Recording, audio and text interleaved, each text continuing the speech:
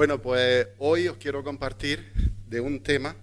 Si queréis ponerle un título a este mensaje, podéis ponerle, yo le he puesto, El reino de Dios se ha acercado. Sé que no es un tema profundo o poderoso, a lo mejor para algunos, ¿no?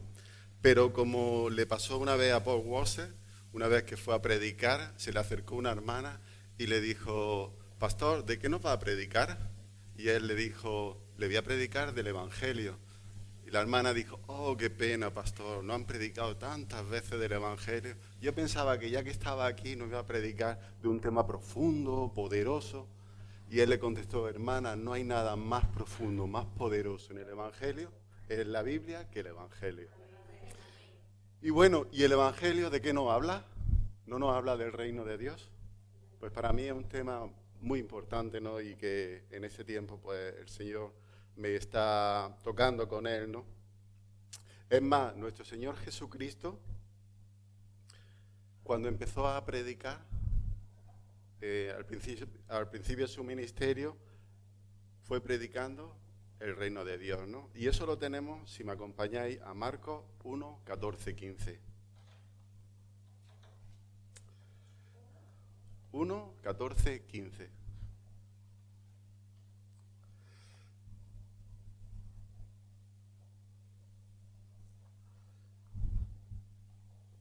Dice así la palabra del Señor.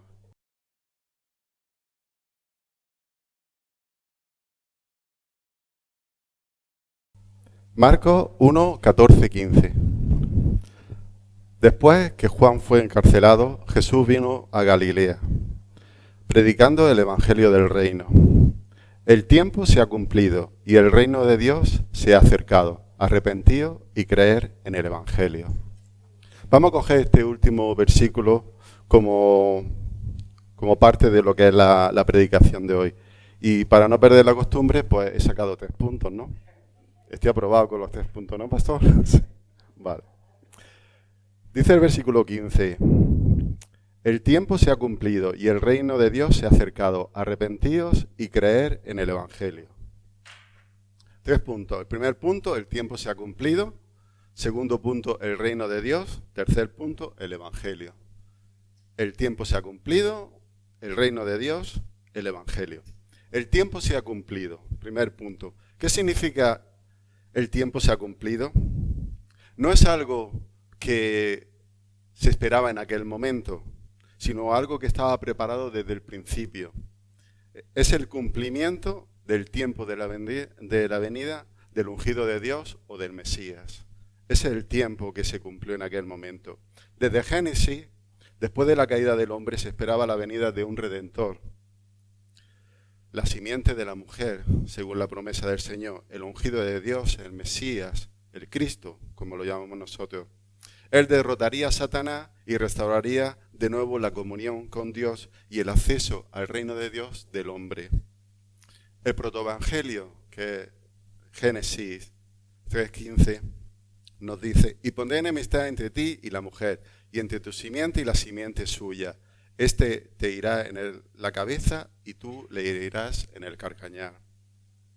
Eva, cuando tuvo a Caín, pensaba que sería el ungido de Dios, sería la promesa de Dios ya revelada en un hijo, que restauraría la caída, la esperanza que Dios le había dado, porque él le dijo, por voluntad de Dios he adquirido varón, y le puso Caín, que significa adquisición, lo que el Señor da, lo que el Señor provee, ¿no?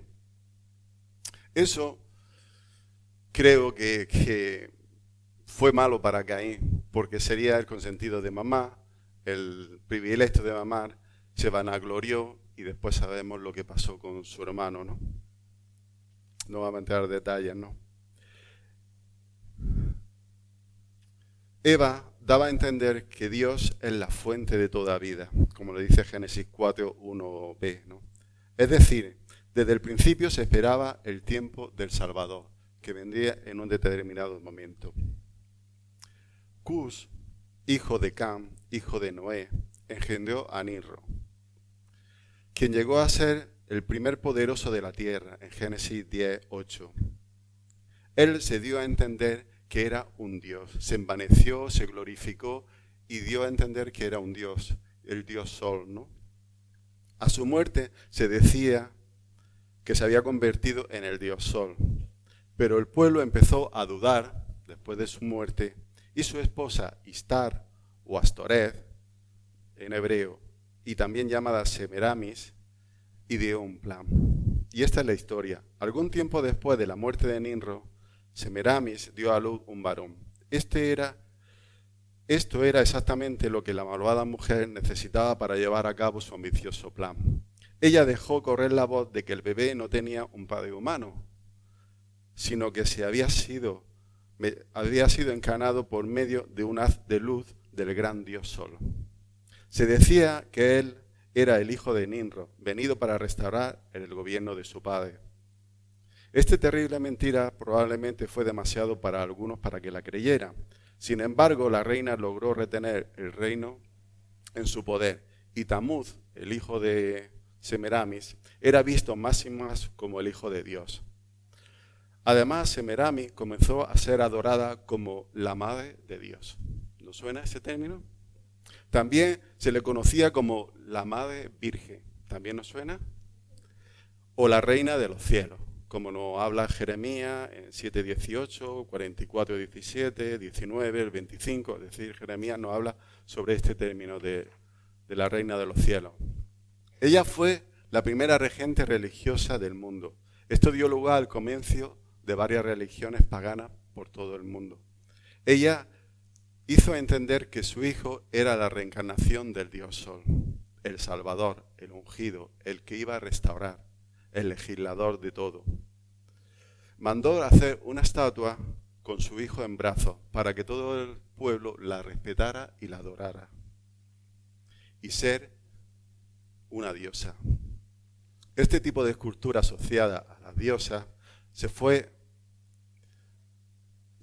esparciendo por diferentes creencias paganas y pueblos. Por ejemplo, en Egipto tenemos a Isis y Horus, en Grecia Venus y Dionisio, en Roma Dianas y Atis, en Babilonia Astoreth y Tamuz.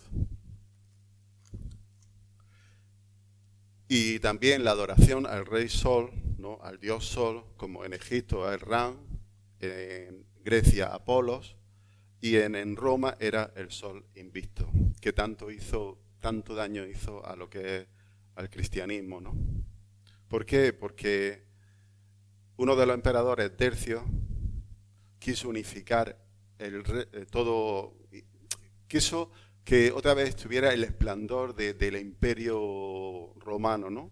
Y entonces decía que como había tanto creencia, el cristianismo y todo, los dioses lo habían abandonado. Y entonces quiso unificar todo otra vez sobre la creencia en dioses y el dios invicto. Eso llevó a una persecución tan grande que en ese tiempo no murieron tantos cristianos como en toda la persecución en todos los tiempos, ¿no? Siguiendo el tema, el hijo de Semiramis nació el 25 de diciembre. ¿Suena la fecha esa? Bueno. Esa fecha se usó para adorar al dios Sol, aprovechando el solsticio de invierno. El problema fue que en el 325 después de Cristo, cuando Constantino unificó el imperio en el cristianismo, muchas de esas prácticas y diosas paganas se aceptaron o se acogieron dentro de la sociedad cristiana de la época. Se asoció esa fecha del 25 de diciembre donde las religiones paganas o los pueblos paganos adoraban al dios Sol, con también por los cristianos con el nacimiento de Cristo. Y entonces se puso esa fecha para que fuese un día festivo y que todo el mundo adorara y todo el mundo contento. Y no había ningún problema, ¿no?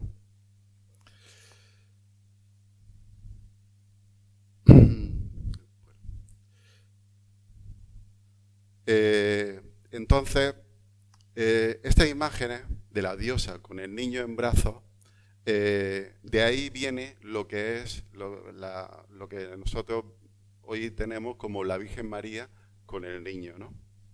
Haciendo un paréntesis, hablando sobre lo que es la Virgen María, sabemos de dónde viene el concepto de Madre de Dios y también de lo que es la Virgen, ¿no? Madre Virgen, ¿no? Decir que la Madre de Dios, que la Virgen María es Madre de Dios, yo con todo el respeto y sin querer ofender, para mí es una burrada. ¿Por qué? Porque estamos negando los atributos incomunicables de Dios, ya que ellos, ninguno de ellos, pueden ser dados por un ser humano. Por ejemplo, la eternidad. Si decimos que Dios, que María es la madre de Dios, Dios ha nacido, Dios tiene un comienzo. Estamos negando su eternidad. Yo diría que es un desarrollo o una deducción lógica que no es correcta. Es un desarrollo que parece lógico, pero no lo es, ¿no? Si decimos, porque se dice, María es la madre de Jesús, Jesús es Dios, María es la madre de Dios, ¿no? Es un desarrollo lógico, ¿no? Que parece lógico, ¿no? Pues la misma regla de tres, yo puedo decir, si Cristo es Dios y Dios es el Padre, Cristo es el Padre, ¿no? O también podemos decir, si Jesús es Dios y Jesús murió, Dios murió. Dios, pues, estuvo muerto y desapareció por 3 días. Luego revivió, pero murió. No es lógico, normal, ¿no? Y como yo he dicho anteriormente, por el mismo regla, hablando del reino, yo soy un extraterrestre. Como os dije antes, ¿no? Porque si yo, por la obra de Dios en mi vida, pertenezco al reino de Dios y al reino de Jesús, y Jesús dice que no tiene un reino terrenal, terrestre, que su reino no es de este mundo, no es un reino terrenal, es extraterrestre, ¿no? Pues entonces yo pertenezco a su reino, yo soy un extraterrestre. Son deducciones que parecen lógicas, pero que no son lógicas. ¿Por qué? Porque nos olvidamos de la doble naturaleza de Cristo. Dios es 100%, según la Escritura, 100% hombre, pero también 100% Dios. Y para hacerse semejante a nosotros se tuvo que reencarnar y hacerse semejante a nosotros, hacerse hombre, ¿no? Y en ese contexto entra María. Si a mí me dice, María es la reina, es la madre de Dios, digo no. ¿Es la madre de Jesús? Digo sí. Para mí, ¿no? A lo mejor para otra persona, no. La Virgen no es una deidad para adorar. La Iglesia, incluso la Iglesia católica, no dice que la Virgen tiene que adorarse, sino que tiene que venerarse. Y es distinto adorar que venerar. Según la RAE, dice que venerar es respetar en sumo grado a alguien por su santidad, dignidad o grandes virtudes. O a algo por lo que representa o recuerda. Es decir, es respetar, es admirar. Incluso la Biblia nos habla de María como una persona normal, como una mujer normal. En el Cantificar, en el Magnificar, en Lucas 1:47 dice, mi espíritu se regocija en Dios, mi Salvador. Ella está reconociendo que necesita un Salvador. Y en el 48 dice, ha mirado la bajeza de su sierva. Es decir, ella se considera una persona humilde y sierva del Señor, no una deidad. Pero también se podría decir, bueno, pero ¿y por qué no sigues leyendo? Porque después dice el Magnificat y me llamarán benditas todas las generaciones, ¿no? Bueno, bienaventurada todas las generaciones, ¿no? Sí, pero por esa misma, es decir, será recordada, será admirada porque fue la madre de Jesús, ¿está bien? Porque si por ser bienaventurada era una deidad, pues en Mateo 5, donde están todas las bienaventuranzas, los humildes de corazón, los que lloran y todo esto, esos son deidades, porque son bienaventurados, ¿no? Es decir, es un concepto que no entra dentro de una verdad, ¿no? Ni tampoco es una mediadora, nos dice la Escritura, porque Pablo en 1 Timoteo 2:5 nos dice, porque hay un solo Dios y un solo mediador entre Dios y los hombres, Jesucristo hombre. No hay otro mediador, ni la Virgen, ni santo, ni el sol, ni cualquier fuerza, ni nada. Solo Cristo es el único mediador y no hay otro. ¿Por qué se pusieron dogmas, esos dogmas hacia la Virgen María? Pues por varias razones, ¿no? Y los dogmas que se pusieron, que no fueron al principio, que fueron a partir del siglo V, ¿no? Pues el primero fue la maternidad divina de María, ¿no? que fue proclamada por el Concilio de Efesios en el año 431. Pero la Biblia nos dice, entonces María dijo al ángel, ¿cómo será esto? Pues no conozco varón. Respondiendo el ángel le dijo, el Espíritu Santo vendrá sobre ti y el poder del Altísimo te cubrirá con su sombra, por lo cual también el santo ser que nacerá se llamará Hijo de Dios. Ella no hizo nada. Fue la obra del Espíritu Santo y el poder del Altísimo que la cubrió. Ella solo se sometió a la voluntad de Dios. Nos tacha a nosotros los evangélicos de que no creemos en María, y eso no es cierto. Nosotros consideramos a María una mujer excepcional, una mujer que se sometió a la voluntad de Dios. Y eso no era fácil, porque una mujer que estaba desposada, judía, una mujer desposada con un hombre, y que ella se quedara embarazada, era caer en adulterio. Y él podía declararla como adúltera, y la pena de eso, el pago de eso era la muerte. Podía haber sido echada al pueblo y el pueblo la hubiera apedreado, muerta lapidada. Esa era la pena de esa acción, ¿no? Pero ella se sometió a la voluntad de Dios, y para mí fue una mujer excepcional, ¿no? Y creyó en Dios, porque no era fácil en esa época, ¿no? La perpetua virginidad de María, proclamada por el Papa Martín I en el año 649. Pero la Biblia nos dice en Marcos 6:3, cuando Jesús va a Nazaret, dice, ¿no es este el carpintero, el hijo de María? ¿No son sus hermanos Jacobo, José, Judas, Simón? Jacobo, que es Santiago, tenemos la carta, y Judas, que es la carta de Judas, ¿no? Eran hermanos de Jesús. También Pablo nos lo dice. ¿No están también aquí con nosotros sus hermanas? No nos dice cuántas, pero al menos tenía dos, porque habla en plural, ¿no? Eso pasó cuando fue a Nazaret, ¿no? Otro dogma, la Inmaculada Concepción de María, pero proclamada por el Papa Pío XII, ¿no? Pío IX. En hebreo nos dice, por tanto, teniendo un gran sumo sacerdote que traspasó los cielos, según el Hijo de Dios, retengamos nuestra profesión. Porque no tenemos un sumo sacerdote que no pueda compadecerse de nuestras debilidades, sino uno que fue tentado en todo según nuestra semejanza, según como era hombre, pero sin pecado. Pero sin pecado. En ningún sitio de la Biblia dice de alguien, un hombre, que no tenga pecado.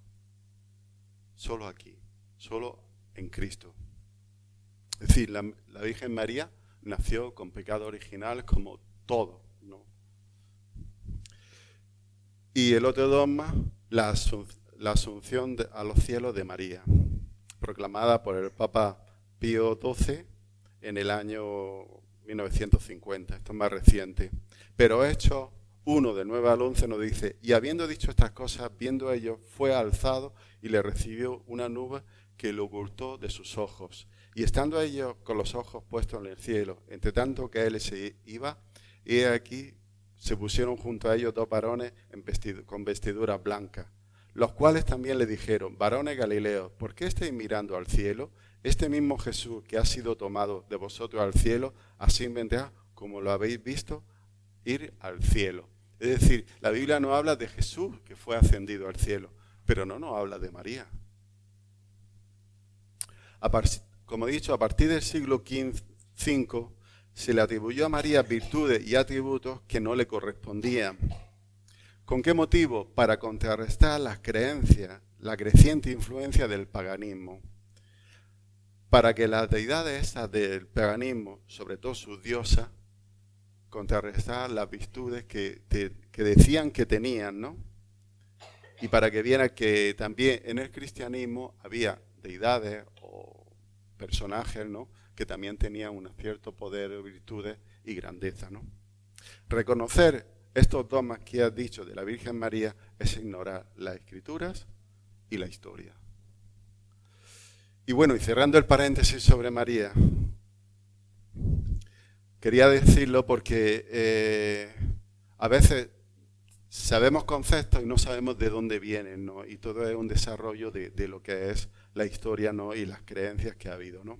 Siguiendo con el tema, de que se esperaba lo que era el Mesías, el cumplimiento del tiempo, ¿no? Los asenios, que era una secta judía, como eran los fariseos, los saduceos, ¿no? Pero más conservadora, íntegra, más íntegra que ellos, pero con una ideología más apocalíptica. Ellos pensaban que la venida del Mesías era pronto, ¿no? Ellos sabían que tenían que venir pronto, ¿no? Que los tiempos se estaban cumpliendo, ¿no? Y según la Escritura, ellos sabían que el Mesías pues vendría del desierto o vendría de la dirección de Egipto, ¿no? Debido a esto y a la corrupción que había religiosa judía en el templo, ellos decidieron trasladarse a una ciudad que se llama Qumrán. ¿Os suena? Sí, vale. Al sur de Jericó y cerca del Mar Muerto, a una planicie donde tenía una buena visión de lo que es la zona desértica. Allí se dedicaron a copiar y a conservar las Escrituras. Es decir, desde la antigüedad se esperaba la venida del Mesías, del ungido, se esperaba la venida de Cristo. No era algo que fue posterior, ¿no? Sino que desde el principio se... Y retomando otra vez a la pregunta, el tiempo se ha cumplido. ¿Se podía decir cuál era el tiempo? ¿Se podía saber cuál era el tiempo? Pues más o menos sí.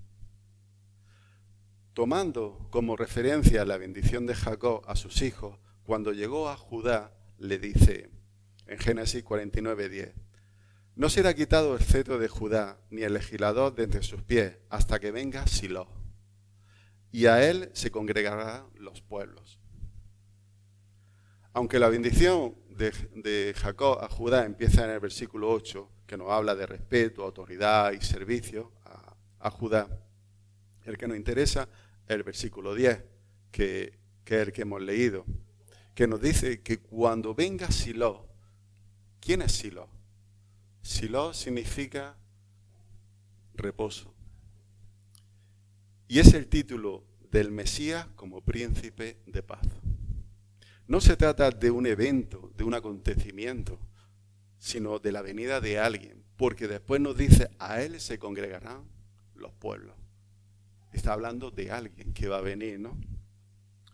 Cuando se ha quitado el reino de Judá, es lo que nos está diciendo. Cuando en Judá reine un rey que no venga de la descendencia de David, un rey que no sea judío, o cuando no haya un gobernador que no sea judío, ¿no? Esto sucedió en el reinado de Herodes el Grande. Él no era judío, era idumeo. Y hablando de los asenios, como conocían la Escritura, sabía que el tiempo se estaba acercando, porque ese acontecimiento ya se estaba dando. Sabían que en Judea ya no había un rey judío. Y muchos regresaron de donde se habían ido otra vez a Jerusalén porque sabía que la venida del Mesías era inminente, ¿no? También tenemos las profecías del Antiguo Testamento, ¿no? Pero hay una que me llama mucho la atención, que limita mucho el tiempo, y está en el Nuevo Testamento, en Lucas 2, 25 y 26, que es el testimonio de Simeón. Dice la Escritura, he aquí, había en Jerusalén un hombre llamado Simeón, y este hombre justo y piadoso esperaba la consolación de Israel, y el Espíritu Santo estaba sobre él. Y le había sido revelada por el Espíritu Santo que no vería la muerte antes de que viese al ungido del Señor. Es decir, había una promesa que le había dado el Espíritu Santo de que no vería, es decir, que no se moriría sin ver a ese. Y según se entiende, era una persona ya mayor que esperaba ya, pues, morir, ¿no? Entonces el tiempo estaba muy limitado, ¿no? ¿Por qué el Señor eligió ese tiempo? Y no otro tiempo, no es ahora o hace unos años, sino aquel tiempo. Pues por muchas razones, vamos a decir algunas de ellas. No fue una casualidad su venida. En primer lugar, fue la voluntad de Dios. Fue el decreto de Dios. Como dice Gálatas 4:4, que dice, pero cuando vino el cumplimiento del tiempo, Dios envió a su Hijo. Fue Dios el que envió a su Hijo, nacido de mujer y bajo la ley. Era el tiempo ideal y las mejores condiciones para la proclamación del reino de Dios y del Evangelio. Cristo vino anunciando el reino de Dios el Evangelio al pueblo de Dios. Un pueblo creyente en el Dios Todopoderoso, creador de los cielos y de la tierra. No era un pueblo pagano que no conocía a Dios, sino un pueblo que conocía a Dios. Y al convertirse ese pueblo en el Evangelio, crecería la iglesia, como sabemos, y proclamaría el mensaje de salvación a todos los lugares. Israel era una nación sometida a Roma, pero era una nación, un pueblo, ¿no? Cristo vino en aquel tiempo para dar a conocer el Evangelio y levantar una iglesia con sus seguidores y sobre una base doctrinal firme. Porque a partir del año 70, como sabemos, fue destruida la nación de Israel, Jerusalén, y fueron esparcidos todos los judíos hasta hace no mucho, ¿no? Que otra vez se levantó se reconoció la nación de Israel, ¿no? Ellos fueron esparcidos a todas las naciones, difundiendo el Evangelio a todo lugar. Otra razón, en aquella época había una gran influencia muy grande de la cultura helénica. La cultura griega, la helénica, fue anterior a la romana, pero todavía había una fuerte influencia de esa cultura, ¿no? Siendo el griego el idioma más predominante en casi todo el imperio, facilitando también la predicación del Evangelio en un solo idioma y no teniendo que aprender el idioma de cada lugar. Se predicaba en griego y lo entendía. Siendo también el griego un idioma más preciso para expresar mejor la doctrina del Nuevo Testamento revelada. Y no como el hebreo, que era un idioma más pictórico, más mejor para contar historias, ¿no? Otra razón, el Imperio Romano se había unificado y comunicado por carreteras que llamaban calzadas, ¿no? Eso mejoraba y facilitaba las vías de comunicación, el comercio y el libre desplazamiento, el mejor desplazamiento de un sitio a otro. Todo estaba unificado, ¿no? También había establecido leyes que daban una seguridad a los viajeros que se desplazaban de un sitio a otro. Y también había establecido la paz que llamaban en el Mediterráneo para tener una navegación más segura, mejor comercio y mejor comunicación. Pablo en su epístola no habla de piratas y de asaltos ni nada como había anteriormente. El problema que tenía en la navegación era el mal tiempo. También en todo el imperio había judíos y los judíos habían establecido sinagogas. Y en ellas se enseñaba la esperanza mesiánica de la venida del Mesías. Teniendo en cuenta también las profecías sobre el Mesías del Antiguo Testamento, más de 400 profecías cumplidas en Cristo, que tenían que darse en aquella circunstancia o en aquel tiempo. Por decir alguna, el nacimiento en Belén, la matanza de los niños, la venida de Egipto, la entrada triunfante en Jerusalén, fue traicionado por 30 monedas, colgado en un madero, traspasado su costado, echado suerte sobre su ropa, etcétera. Un montón de profecías que si haber estado los romanos y el pueblo judío, no se hubieran cumplido la mayoría de estas profecías, ¿no? También, pues como hemos dicho en el Nuevo Testamento, Pablo nos habla también, como en Galatas 4:4 que hemos dicho, que cuando fue el cumplimiento, Dios mandó a su Hijo, ¿no? ¿Con qué propósito? De anunciar el Evangelio del Reino. Y ya pasamos al segundo punto, el reino de Dios. El reino de Dios se ha acercado. Nota que dice que se ha acercado. No dice que se ha instaurado o se ha implantado o es real, sino que se ha acercado. Se ha dado a conocer, ha sido proclamado. Como dice, el ya, pero todavía no. El reino de Dios, o de los cielos, como dice Mateo, se ha acercado para que el hombre pueda ser parte de él y pueda ser restaurada la comunión con el Padre por medio de la obra redentora de Cristo, dado a conocer por la proclamación del Evangelio. Jonathan Leeman, en su libro La membresía de la Iglesia, nos dice que la iglesia local es una embajada del reino de Dios en este mundo. Es una porción del reino en otro lugar que no es el reino. Es como una embajada, es una porción de un país dentro de otro país, ¿no?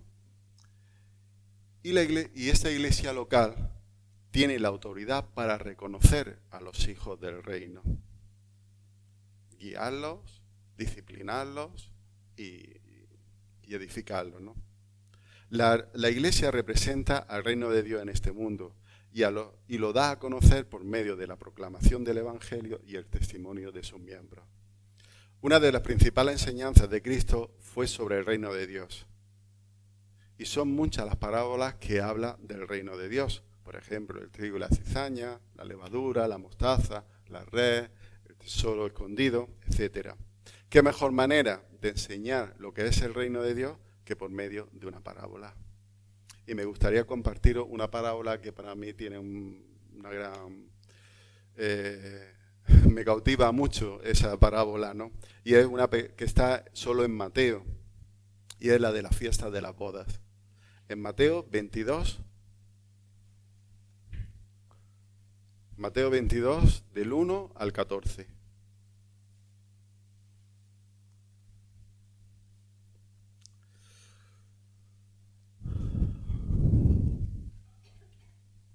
¿La tenéis?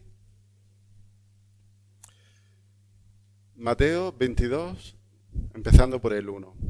Respondiendo Jesús le volvió a hablar en parábolas diciendo: el reino de los cielos es semejante a un rey que hizo fiesta de boda a su hijo.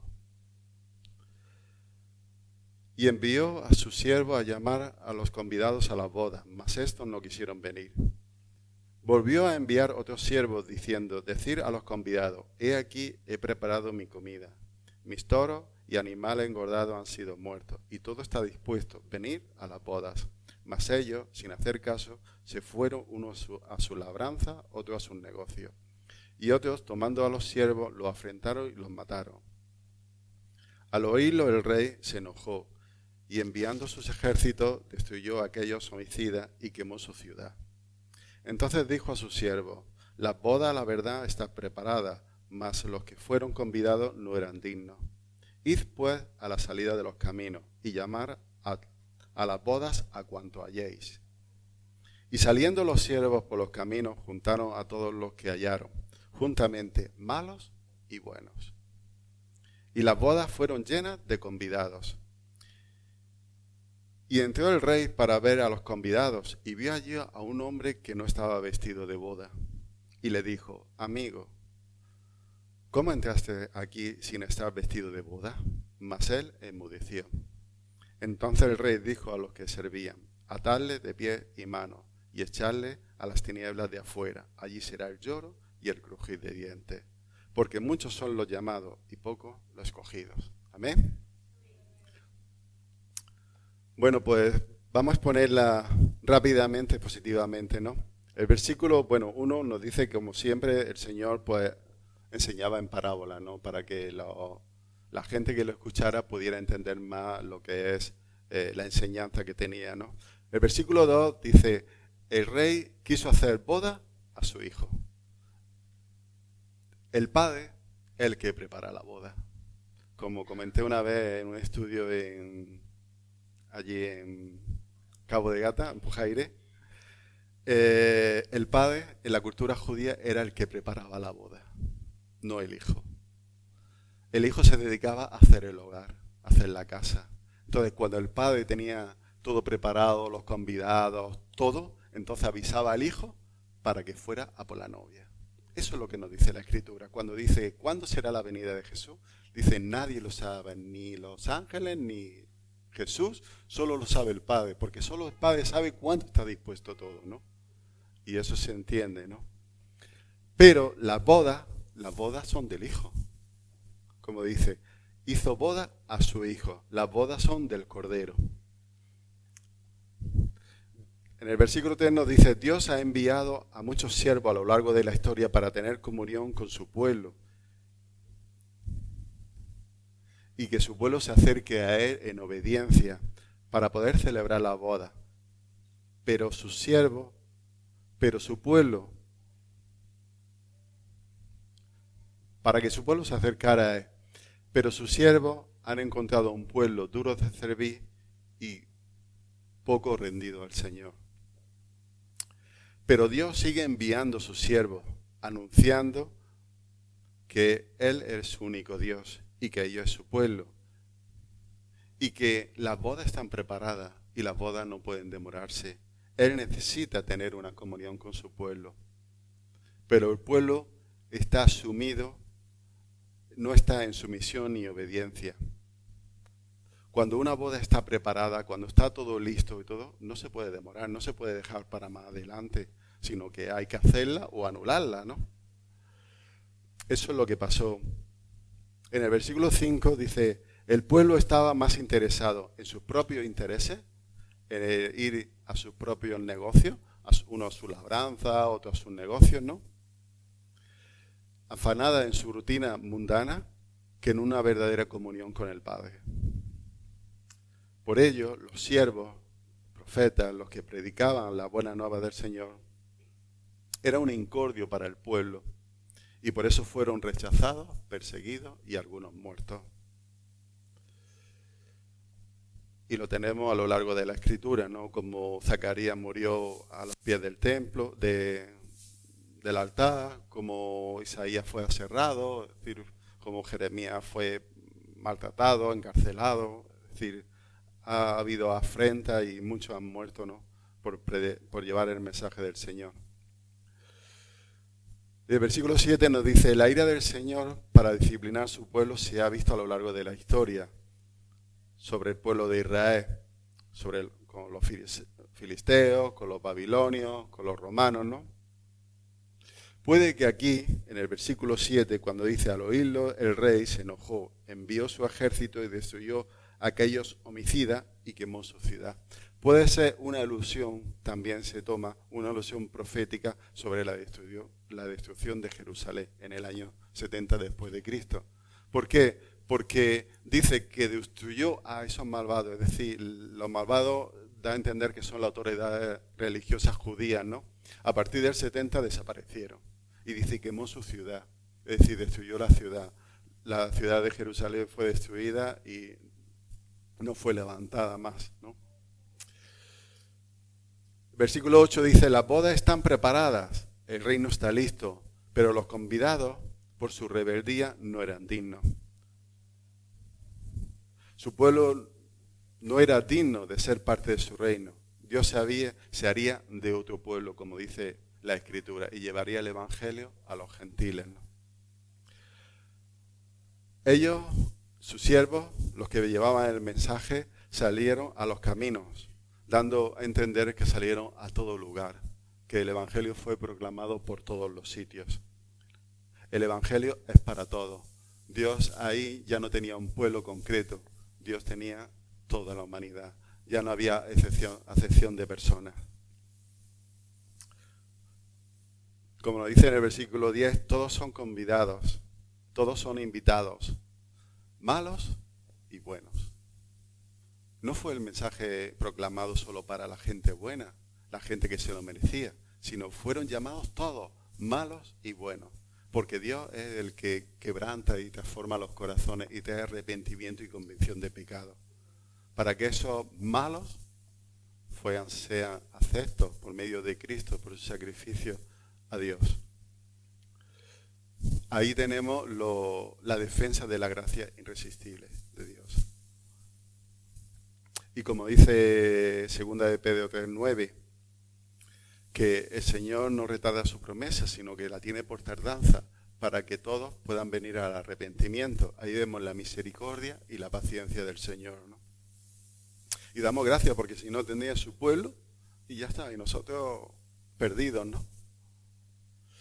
El versículo 11 dice, el Rey, nuestro Padre Celestial, no permitirá que ninguno en esta boda esté sin vestir de boda. Es decir, sin ser redimido, sin ser revestido de Cristo. No lo permitirá. Porque su santidad, y su justicia no lo permite. El versículo 12 hay algo que me llama la atención, que dice, y le dijo, amigo. El Señor nos ama. A pesar de lo que somos, nos ama. Y me recuerda cuando Judas con los soldados del templo va a Getsemaní a detener a Jesús. Y cuando lo ve Jesús, le dice, amigo, con un beso entregas al Hijo del Hombre. Dios nos ama, aunque seamos malos, nos ama. Lo que pasa es que no va a tener por inocente a un culpable. Su justicia no se lo permite, no lo permite, ¿no? Podemos ser persuadidos por el Evangelio y creer que somos salvos y creer que podemos participar del reino. Pero a la pregunta que nos hace el Señor, ¿cómo has podido estar aquí sin estar vestido de boda? Lo único que podemos hacer ante su majestad es enmudecer. Dice que él enmudeció. No podemos decir nada. Ante su santidad no podemos proclamar nada, no podemos excusarnos, no podemos justificarnos y dar algún argumento para poder justificarnos si antes no lo ha hecho Cristo en nuestra vida. Lo único que podemos hacer es enmudecer, callar. Y el versículo 13 dice, atado de pies y manos. No es que el Señor nos quiera torturar, pero esto nos da a entender que una persona que está atada de pie y manos, ¿qué puede hacer? Nada. No podemos hacer nada, ni por nuestros propios medios, ni fuerza, ni nada. Es decir, es como si estuviéramos atados de pie y manos. Y en esa condición seremos expulsados. Dice que seremos inmovilizados y la autoridad del Señor nos echará fuera. Dice, y fue echado fuera en las tinieblas de afuera. Dentro estaban las bodas del Cordero. Estaba la luz. Fuera están las tinieblas. Y dice que y en ese lugar de tinieblas está el lloro y el crujir de dientes.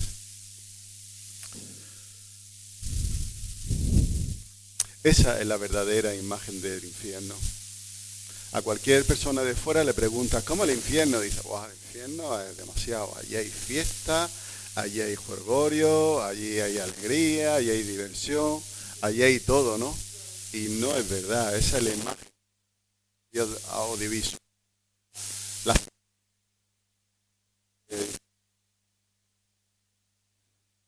Es lo que dice la palabra de Dios. ¿No se escucha? ¿Eh? Ah.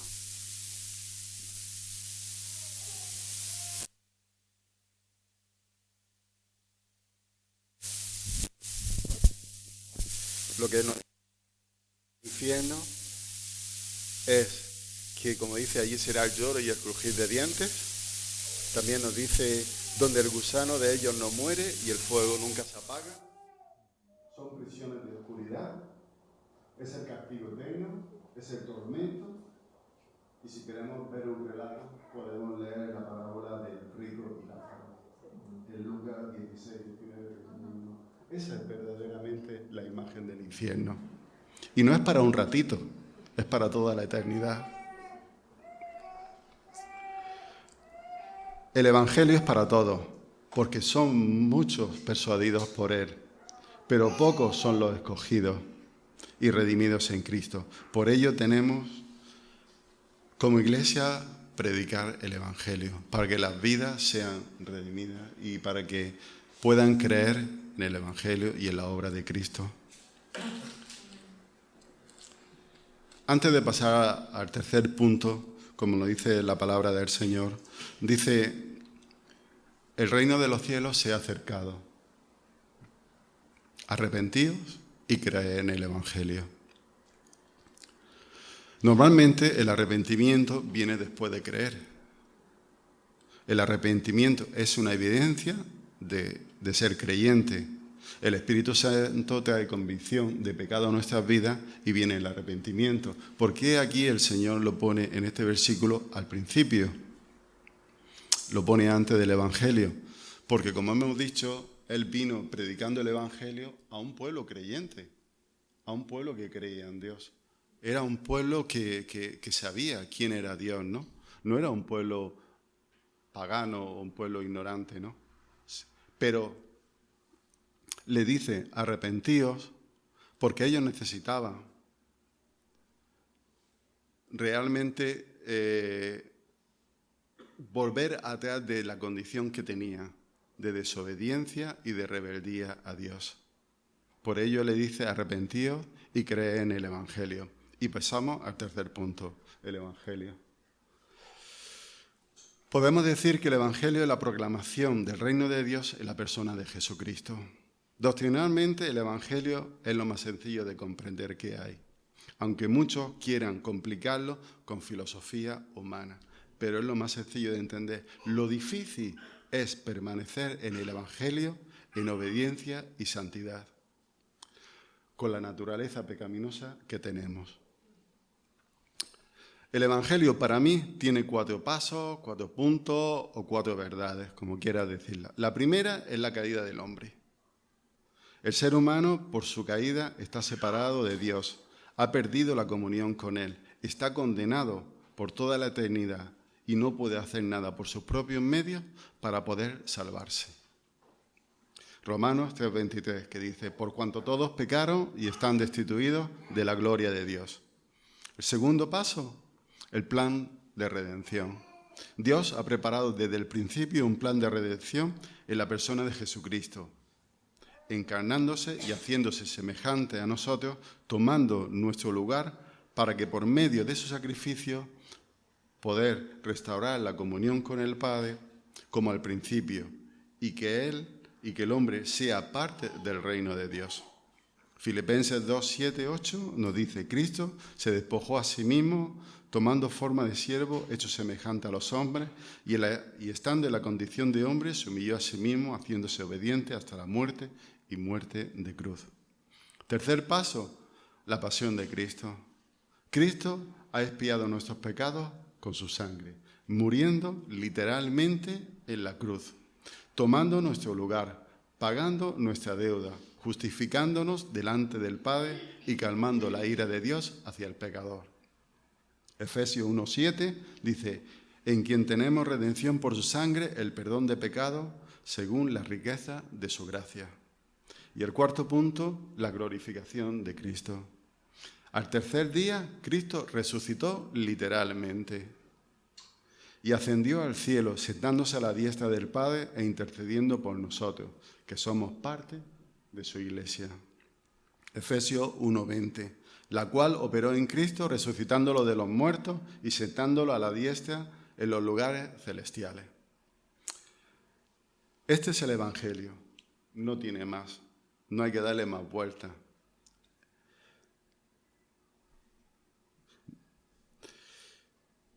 En él, en el Evangelio, tenemos que creer. Es un mandato de Cristo. Amén.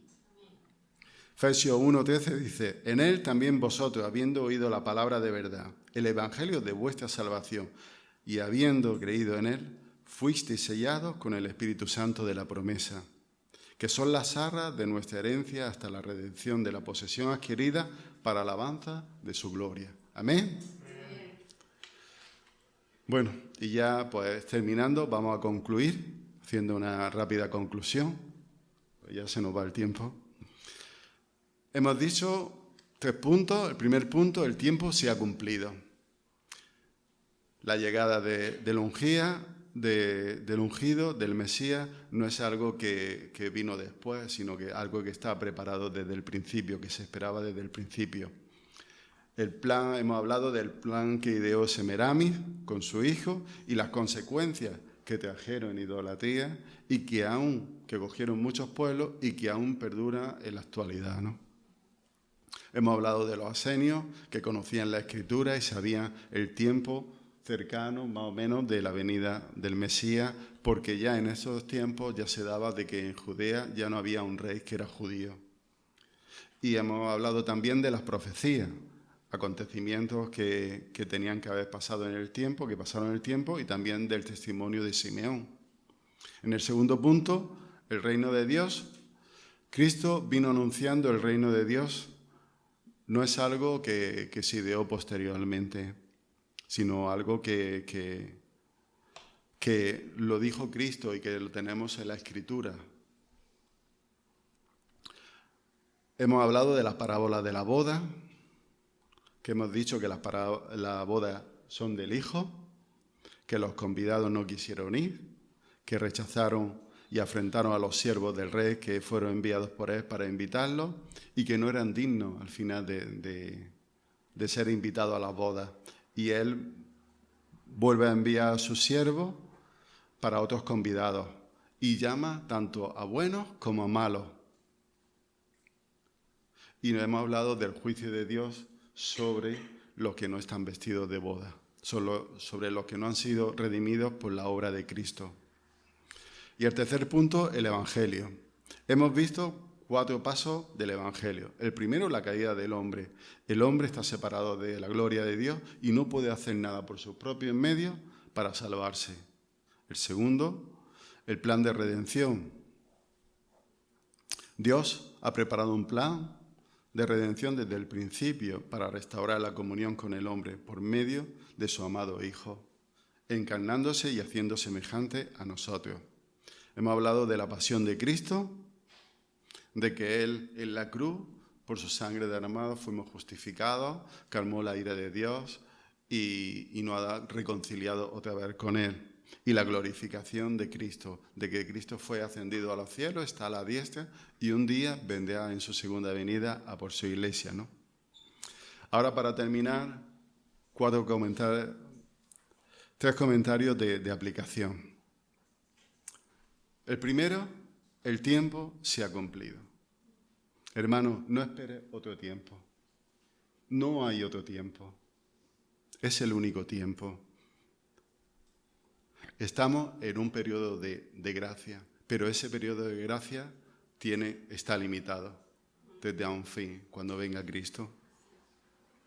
No hay otro Mesías, no hay otro ungido, no lo va a venir. Él ya vino y proclamó el Evangelio, proclamó el reino. No hay otro medio de salvación, no hay otra fuerza, no hay otros dioses, no hay. Es por medio de Cristo, solo por Cristo. Y hermano, no tienes otra oportunidad. Tu vida está limitada. Vivirás tantos años, pero esta es la única oportunidad que tienes. Nuestros días están contados. Vives, como he dicho anteriormente, en una cuenta atrás. Si vives 70, 80, 90 o 100 años, más, no sé, no creo que viva, puede vivir un poco más, pero no mucho más. Cada hora, cada día, cada hora, cada minuto, cada segundo que pase son tiempo de menos que tienes. Y no hay otra oportunidad. Segunda aplicación, el reino se ha acercado. Las bodas están preparadas. El Señor sigue enviando a sus siervos para atraer a los convidados. Por su gracia llama a todos, buenos y malos. No es solo para un grupo, no hay acepción de personas. Y tendrás que estar vestido de boda. Tendrás que ser comprado con la sangre de Cristo. Serás un invitado. Date por seguro que vas a ser un invitado. Pero se puede ser invitado a las bodas del Cordero o puede ser invitado al infierno, a las tinieblas de afuera. Pero no te va a quedar en otro lugar. Solo hay 2 lugares. Y esa invitación es para toda la eternidad.